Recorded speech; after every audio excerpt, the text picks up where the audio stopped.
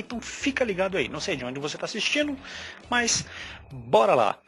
Vamos falar então de nutrientes, né? E se a gente está falando de nutrientes, é lógico que a gente está falando de alimento, estamos falando dos alimentos, né? Eu sempre fico em dúvida qual que seria o melhor título para dar para as minhas videoaulas e, bom, é a aula relacionada com os nutrientes, tanto os micro quanto os macronutrientes, e quando a gente fala disso, é lógico que a gente tem que falar da alimentação, dos alimentos, né? Porque é lá que os nutrientes estão. É a partir da alimentação que nós adquirimos os nutrientes. E quem seriam eles? Calma aí que nós já vamos ver. Bom, como eu falei, né, os nutrientes eles estão presentes nos alimentos, né? Os alimentos fornecem energia para todas as atividades diárias. Olha uma palavra importante quando a gente está falando em alimentação, energia. Só energia? Uma pergunta aí, você saberia dizer quais os principais tipos de nutrientes? Quem são os nutrientes que a gente está falando? Aquela pergunta que eu já fiz logo no slide anterior.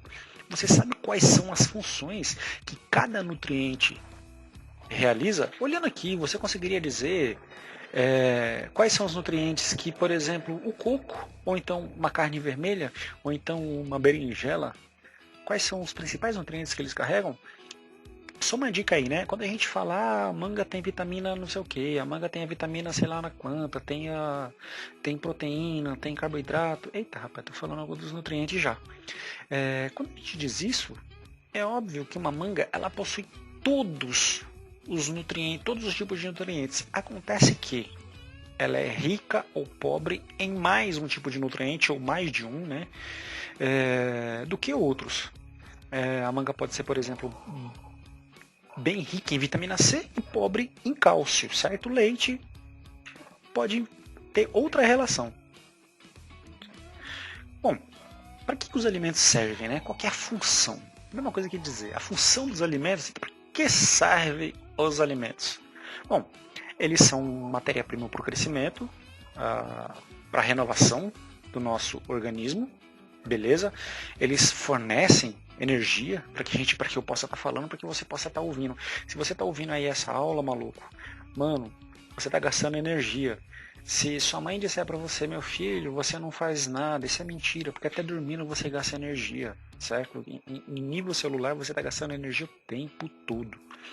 Bom, outra função do alimento é a regulação de diversas funções do organismo, como a manutenção da temperatura. Sim, se você agora está aí quentinho, bem gostoso, certo?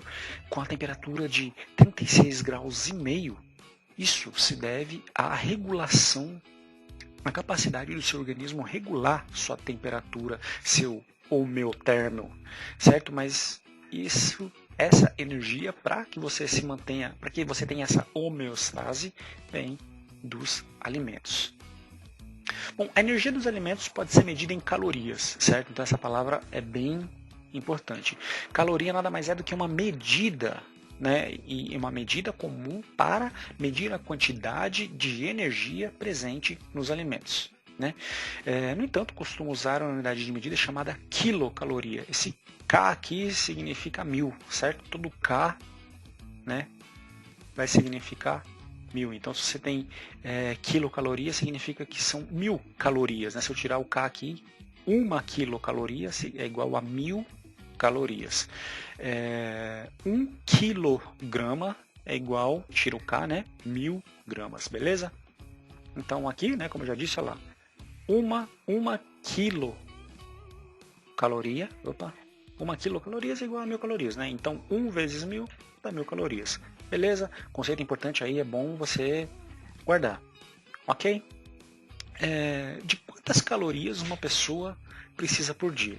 Já vou logo dizendo que isso é relativo, beleza? Isso é relacionado ao tamanho da pessoa, ao nível de desenvolvimento, se é criança, se é adulto, vamos considerar sempre aqui o adulto, beleza? Pra gente, porque isso é variável, né? Na criança é uma coisa, no adolescente é outra, e também dependendo da atividade física. Vamos supor aí que você é um medalhista olímpico de natação, né? E aí vai comparar aí com seu amigo que é um medalhista olímpico de PlayStation. Então é óbvio que a quantidade de caloria vai ser, a necessidade calórica de cada um vai ser diferente. Como eu já disse, né, isso vai depender de muitos fatores: peso, idade, sexo. Sim, o sexo também influencia. A quantidade de energia gasta por dia, como eu já disse. Se você comparar o medalhista olímpico com o medalhista de PlayStation, vai ser diferente a necessidade calórica de cada um. Quanto maior for o tempo de duração de uma atividade e esforço realizado, mais calorias são consumidas pelo organismo, né? Quanto mais tempo você passa numa atividade, quanto mais essa atividade demanda esforço, né? Se você pratica aí uma grande atividade, como levantar o garfo, ou no celular você passar de um aplicativo para outro, isso é uma atividade, né, que vai gastar energia. Agora, se você está lá pegando peso, subindo caixa de areia, carregando 50 kg de cimento, é outra quantidade, é um outro esforço, né? Qual dos dois aí tem mais esforço? Qual dos dois gasta mais energia? Essa pergunta deixa para os universitários responderem. Bom, vamos lá, ó. Isso aqui também é uma média, não significa, né, mas dá uma piada, beleza? Se você fica sentado, você gasta 20 quilocalorias a cada 10 minutos. Olha isso, mano, você gasta 20 calorias só ficando ali sentado, meu velho. Andar de boas na Lagoas, né, na velocidade de 4,5 km por hora, velocidade normal, né? Você vai gastar 30 quilocalorias em 10 minutos. Andar rápido, você vai gastar 50 quilocalorias, nadar 80, jogar bola, isso aqui é meu preferido, beleza? Meu preferido. 90 quilocalorias, pedalar 80 quilocalorias e correr, né? 100 quilocalorias. Isso é uma média, isso é variável, isso não é igual para todos, ok? Não é igual para todos. Imagina assim uma pessoa com... Vai lá, uma pessoa com 100 quilos e uma pessoa com 60 quilos. Então essas duas pessoas correm 10 minutos. É óbvio que a pessoa que tem 100 quilos vai gastar mais caloria, porque ela tem mais peso, ela tem mais esforço, ela está carregando a si própria, que pesa 60 quilos, enquanto a pessoa que pesa 60, ela está carregando a si própria, que pesa 60 quilos, gasta menos caloria. Beleza, então isso é importante, essa lógica, esse raciocínio lógico aí é importante. Celton. Cada alimento é formado por várias substâncias químicas. E aí aqui a gente está entrando mesmo aí no campo dos nutrientes, ou nos tipos de nutrientes, lá nos macro e micronutrientes. Olha lá que lindo, cara. Mano, se você faz nutrição, se você faz biológicas, se você faz educação física, você tem que saber desses danadinhos aqui, ó. Mano, você tem que dominar esses caras aqui, beleza? Inclusive, se você gosta de saúde, cara, é bom que você entenda os. E se você vai fazer uma prova também, meu filho, então aproveita e estuda. Então quem são? Quem são esses nutrientes? Então a gente tem aí os carboidratos, os lipídios, as proteínas, as vitaminas, a água. Mas calma aí, água é nutriente? Sim. A água ela não é necessariamente um nutriente que vai te fornecer energia, mas, cara, toda reação química que está acontecendo neste momento e sempre aconteceu e sempre acontecerá até você morrer, depende. Vai depender. Sai daí, Photoshop, não quero você não, menino. Sempre vai depender da água. Toda reação química acontece em meio aquoso. E só lembrando que 70% de você é água, beleza? E sais minerais. Por último, sais minerais. Bom, a gente vai classificar esses três aqui. Deixa eu só mudar aqui um pouquinho a cor, porque ficou feio demais aqui. Ixi, Maria.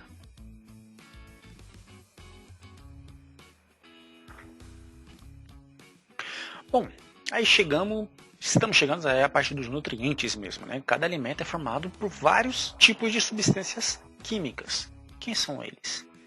São os carboidratos, os lipídios, as proteínas, vitaminas, água e sais minerais. Peraí, água é nutriente?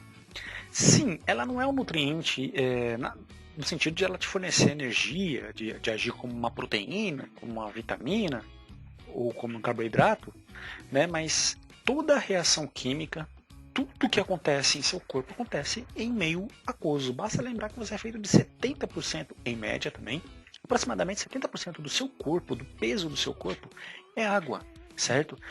A maior parte de suas células, de cada uma das suas células, é composta por água.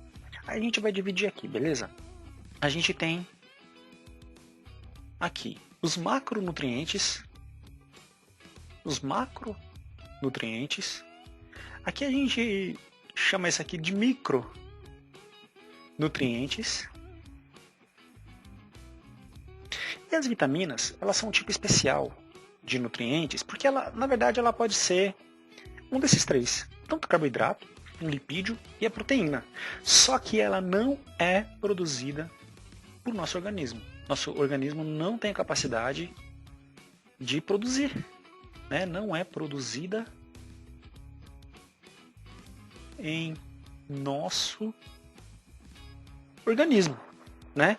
Ao contrário dos carboidratos, lipídios, proteínas, os sais minerais também, eles não são produzidos, né? Conforme a gente ingere, a gente pode conseguir carboidrato da alimentação também, certo? Como o sódio, por exemplo, a gente pode conseguir ele de várias maneiras, como o nitrogênio também, a gente pode conseguir ele de várias maneiras. Beleza?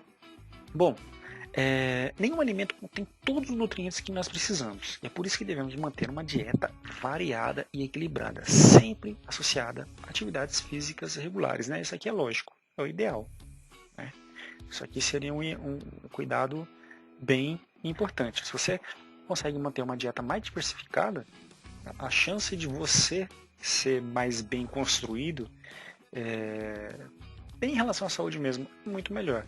Já que nós somos feitos disso, ó, carboidrato, lipídios, proteínas, vitaminas, água e sais minerais. Da onde vem? De nossa nutrição, de nossa alimentação.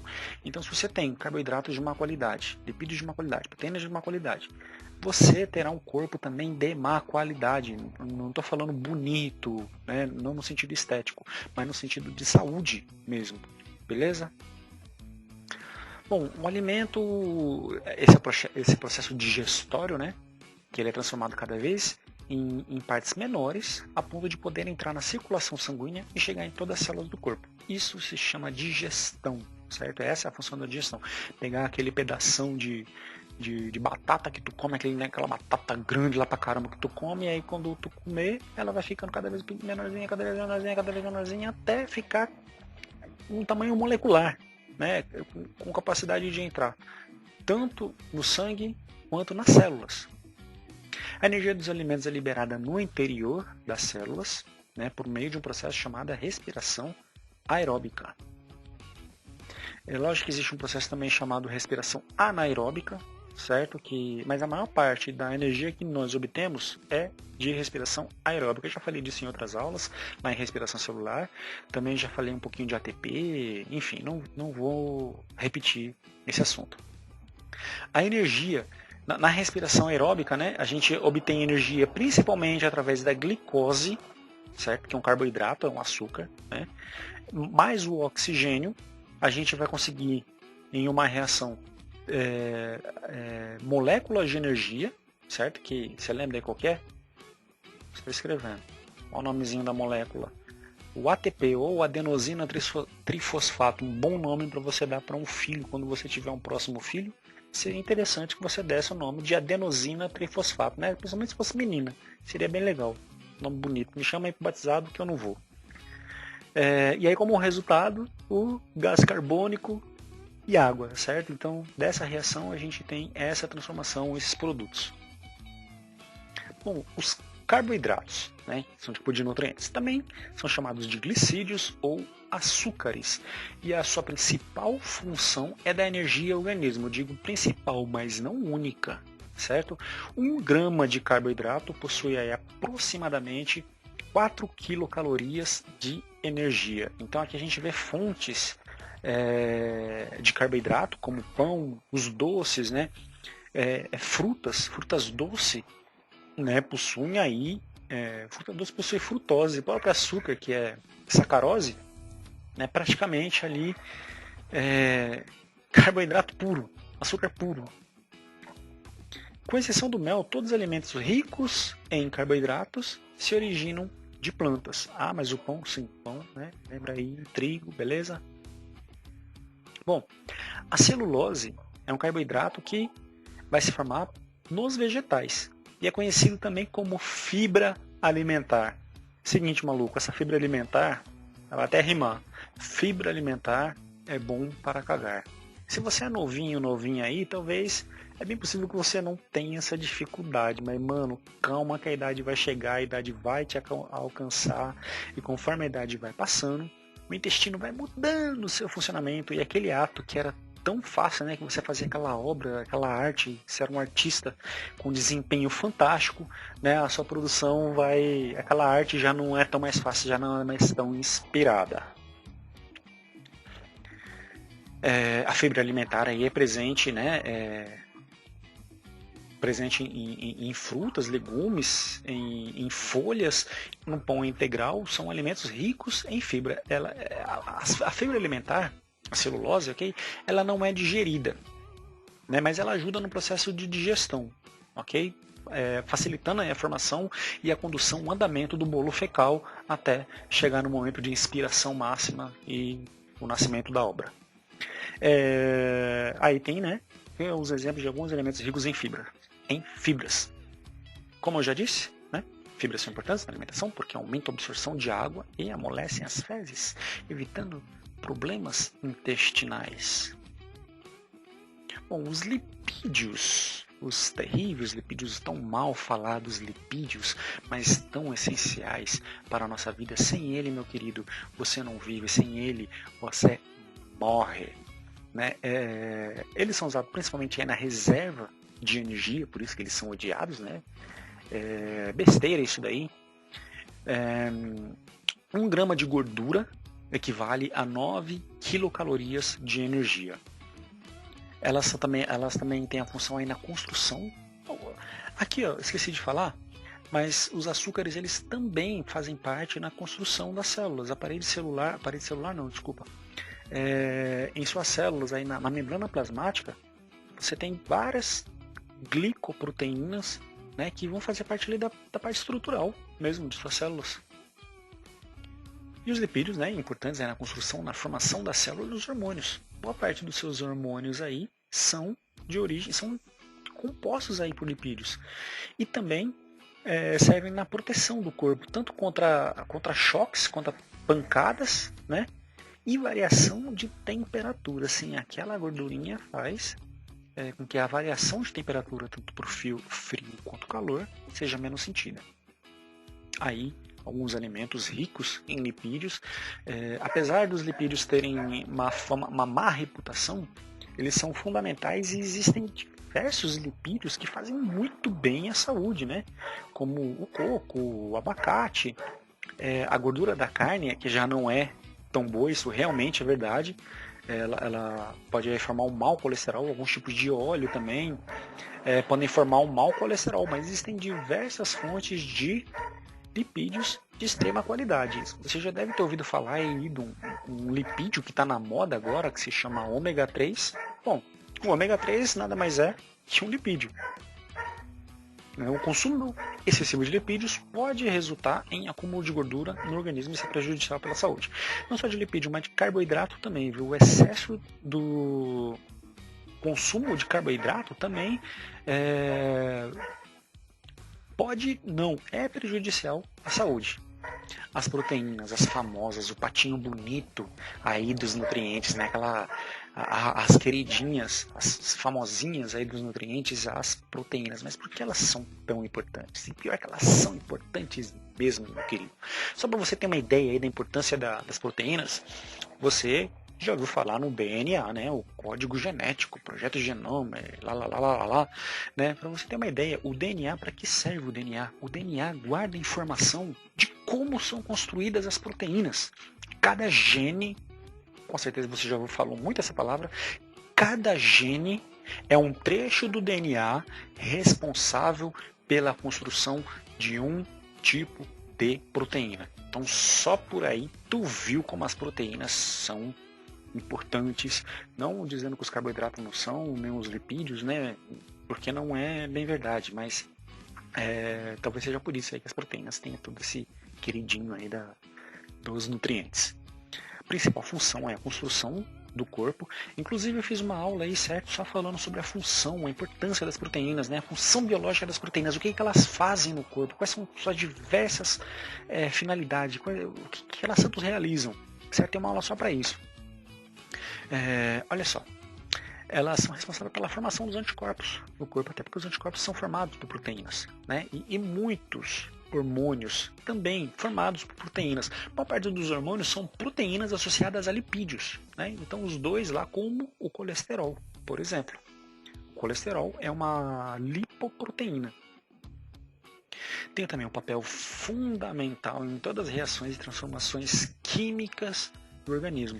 São as enzimas. As enzimas, elas que promovem reações, elas quebram, elas juntam, elas fazem a catálise, elas aceleram reações químicas.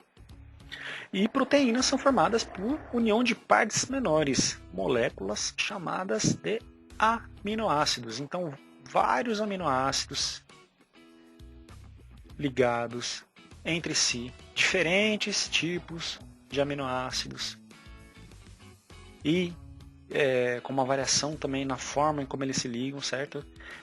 A proteína tem a ver com quais são os aminoácidos, a quantidade de aminoácidos e como eles estão ligados. Isso vai formar uma proteína. Cada bolinha dessa aqui representa aí um aminoácido, beleza? Cada proteína dessa aqui, cada bolinha dessa representa um aminoácido e o conjunto delas, certo? A partir de um número, né? Se ela eu teria que desenhar bem mais aqui, formam as proteínas.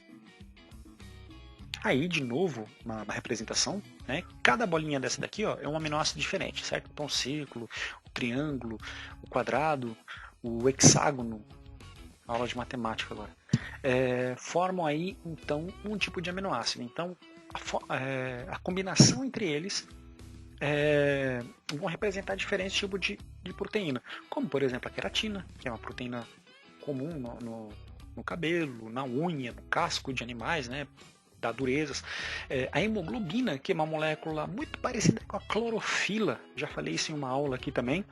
A hemoglobina é muito parecida com a clorofila, ela está dentro aí das nossas hemácias e elas são responsáveis pelo transporte de oxigênio e gás carbônico, né, pelo transporte de gases, né, em nosso organismo.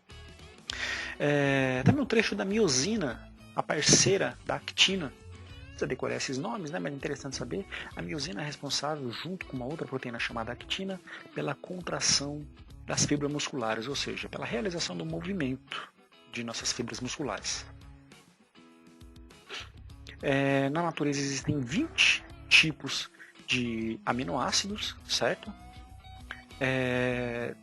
Existem os aminoácidos essenciais, né, que a gente adquire ele através da alimentação.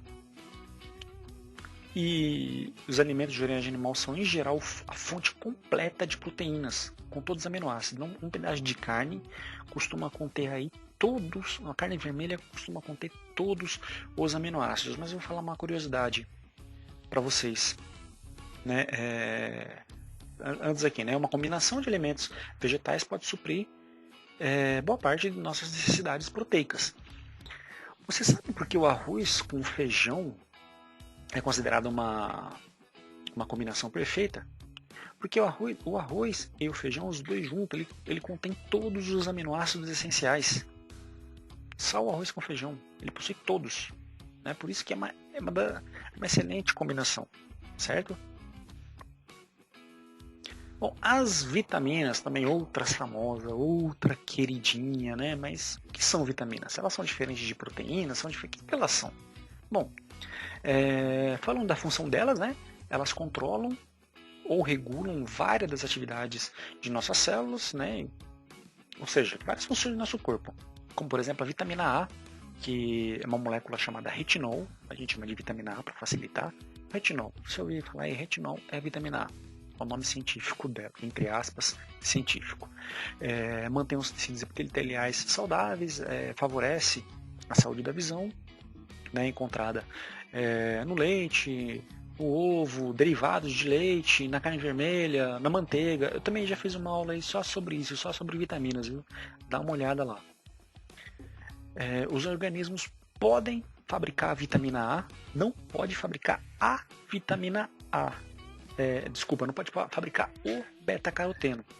Mas se a gente ingerir o beta-caroteno, então aí a gente é capaz da junção do beta-caroteno, ok? Formar a vitamina A. Né? O beta-caroteno é o precursor da vitamina A. Só que o beta-caroteno tem que vir da alimentação, porque nós não somos capazes de produzir. Aí outras fontes aí de beta-caroteno, beleza? Como a couve. A couve aí vem sendo estudada e vem sendo considerada como superalimento. Aí no prato de tanta gente, e a couve é considerada um superalimento. Não só porque ela é rica em vitamina A, mas como ela é rica em vários tipos de nutrientes. Beleza? Vitaminas do complexo B, são várias as vitaminas do complexo B. Hein? Elas agem em muitas reações químicas, principalmente no processo de respiração celular. Né? Então a gente tem aí fontes de vitamina B1, amendoim, pão integral, carne vermelha, aí de novo a couve, a benedita da couve aí, certo? Pão, espinafre, novamente aí a niacina,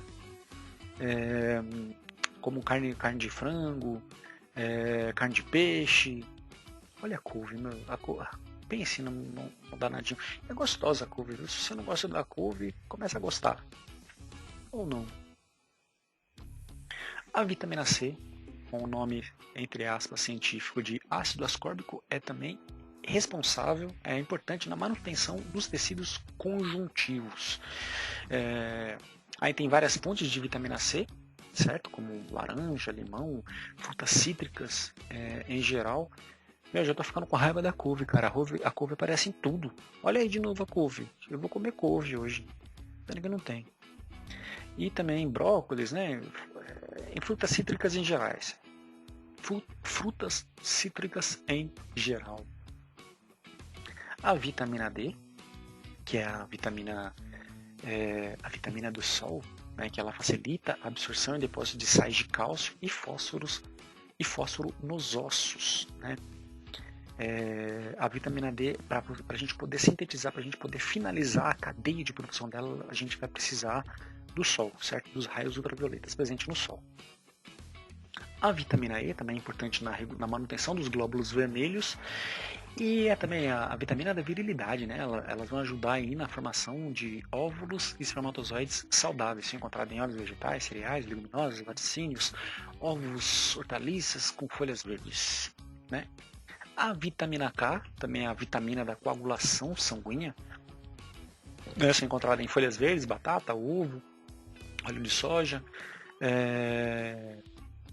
e serão fabricadas lá no final, né, por bactérias que vivem no intestino grosso. Bom, todas as vitaminas são encontradas em alimentos e tem um pessoal aí que toma, né, comprimido, só deve ser tomado com orientação médica, porque atualmente existe um problema chamado supervitaminose. E, cara, isso é mais comum do que se imagina. Tem casos aí de mãe, não por mal, mas mães superprotetoras. Eu conheço alguns casos. O médico vai lá, receita 2 gotas de determinado complemento de vitamina. Tem mãe que vai lá e coloca 10 gotas, né? Coloca a mais. Isso vai criar problema. Isso vai dar problema, porque o excesso de vitamina ela começa a intoxicar, desregula o organismo, pode criar vários tipos de problema, entre eles a obesidade, né? Um crescimento acima do normal e vários outros problemas que às vezes nem acontece no momento que se toma vitamina. Isso pode vir no futuro, vários anos depois. Então, tomar vitamina por conta própria é bem perigoso, certo? É bem perigoso porque pode criar vários males, né? Então, é importante você ter um acompanhamento especializado para saber se você deve ou não tomar vitamina. Se você tem uma alimentação saudável, você já está tendo acesso a todas essas vitaminas. Se você acha que precisa de um suplemento, Então busque orientação, porque vitamina, ela só tem esse nome vitamina na quantidade certa. Se você tem uma quantidade acima, ela passa a ser um veneno. Então ela pode matar, em último caso matar, mas ela pode criar vários problemas de intoxicação. Beleza? A água, talvez o principal deles, né? Como eu já disse, todas as reações químicas vão acontecer somente na presença de água. Por quê? Porque todos os outros nutrientes eles têm que estar dissolvidos na água. Não é possível nenhum tipo de reação química em seres vivos acontecer na ausência de água. E também eles são fundamentais para auxiliar o transporte, né, das substâncias e também na eliminação, na excreção dos outros nutrientes que não foram processados. E também a água ajuda a regular a temperatura do corpo pelo suor. A água corresponde a mais da metade, né, eu diria aqui que é aproximadamente mais de 50%, aproximadamente 70% do peso do nosso organismo, seu aí, é água. Em alimento mensal variável, né, a água chega cerca de 80% do peso dos alimentos. Claro que é variável, né? Se você pegar, por exemplo, uma semente de feijão e comparar com uma melancia, uma possui aproximadamente 90% de água, enquanto a outra possui 10%. Mas na média de todos os alimentos é 80%. Bom, nosso organismo também representa de pequenas doses de sais minerais. Quem seriam sais minerais? O cálcio e o fósforo, né? Que são fundamentais na formação de ossos, dentes e atuam no funcionamento de nervos, músculos e são encontrados nos alimentos abaixo. O fósforo também é encontrado no ATP, por isso que chama adenosina fosfato, P de fósforo, né, em latim, que significa fósforo. Também encontrada no DNA, então olha aí, ó, como o fósforo é importante, certo? Ele é importante não só na regulação do que entra e sai em nossas células, como elas também são importantes na estrutura do DNA e do ATP, onde a gente pode encontrar esses sais minerais, certo? Leites derivados, brócolis, espinafre, ovo, o ferro. O ferro ele é fundamental para uma proteína chamada hemoglobina, como eu já havia dito anteriormente. A hemoglobina ela vai carregar oxigênio. Se a gente tem uma concentração baixa de oxigênio, a gente leva menos oxigênio para os nossos tecidos produzem menos energia e nós, por consequência, ficamos fracos e ficamos anêmicos, que é o nome da doença que se dá por falta de ferro. Certo? O ferro pode ser encontrado em carnes vermelhas, em carne de peixe, em ovos, em cereais, como o amendoim, por exemplo, a couve. Vai comer couve hoje, viu? E o brócolis. Sódio, potássio e cloro.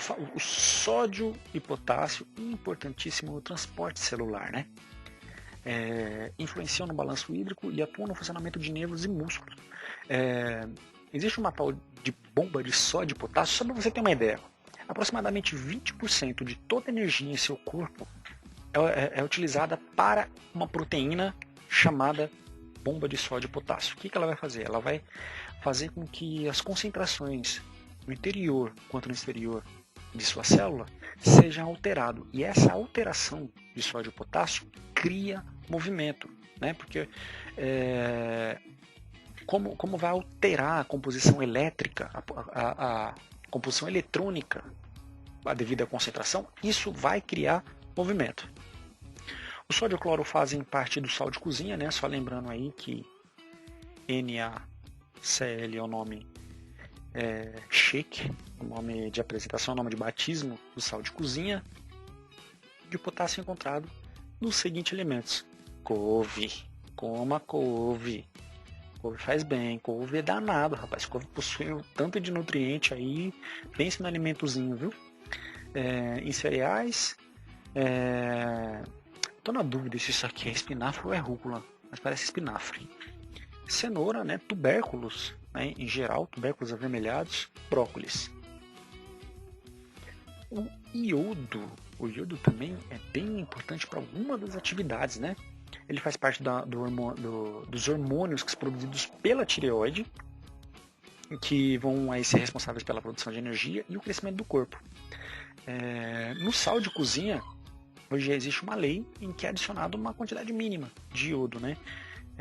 A falta de iodo cria uma doença chamada bócio. A gente tem um crescimento, exatamente, da tireoide. A tireoide acaba crescendo. Quando tem uma dieta pobre em iodo, a tireoide cresce, que é para, como se fosse assim, bom, vamos crescer para a gente aumentar a nossa área de absorção, para a gente adquirir, para a gente conseguir capturar mais iodo.